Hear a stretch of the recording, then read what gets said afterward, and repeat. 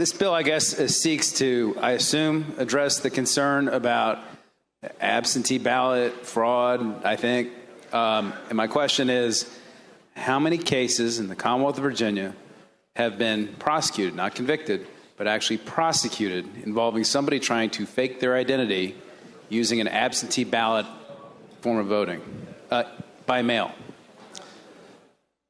Mr. Speaker, I would tell the delegate from Fairfax, I am unaware of any cases that have been prosecuted. I'm in fact, have not researched that, and I'm certain that would be out there available, but I have not looked at that. Will the gentleman yield for further question? Will the gentleman yield? I would yield. Gentleman yields. Could the gentleman list for the body the protections that are currently in place under existing Virginia law to ensure that somebody is not faking their identity for purposes of requesting an absentee ballot by mail? All of the protections. I would say we have a fairly secure process, obviously. The thing that struck us and the reason we brought this bill was that you're basically not giving equal dignity to absentee voters. Those who appear in person and request a ballot have to submit a photo identification. Obviously, someone submitting a mail application under current law does not. And I know that everyone in this body wants to protect the interest, the compelling state interest in securing and protecting the integrity and ensuring that fraud does not get perpetrated upon our electoral process. This would be one more level of security, and I think it's a reasonable condition, and certainly that compelling state interest would far outweigh any minor imposition imposed upon an applicant.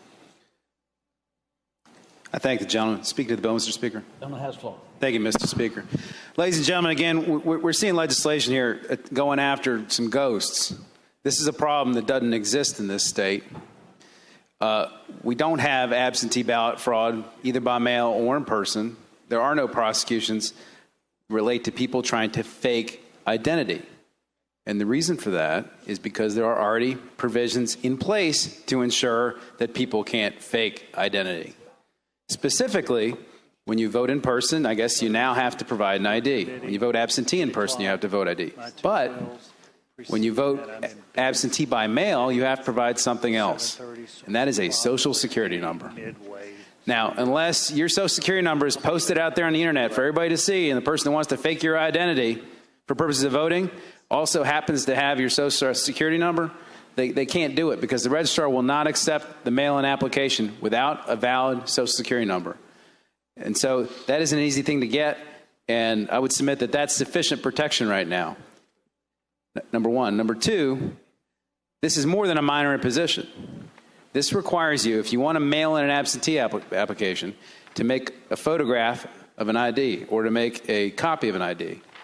Not everybody has a printer at home. Not everybody has a scanner at home. Not everybody has access to a library or Kinko's or wherever you can get. I don't even know where. I know in Northern Virginia where you can get a copy made, but out in some other areas, I don't know where. And I also wonder about if there's people abroad, how accessible copies they're going to have. I also wonder whether people are going to worry about sending such things through the mail. But this is a bill that's addressed to a problem that doesn't exist. It's going to create a lot of problems, a lot of confusion. I see a whole lot of ballots that are going to represent votes on both sides of this aisle that are going to get affected by this unnecessary legislation. Thank you, Mr. Speaker.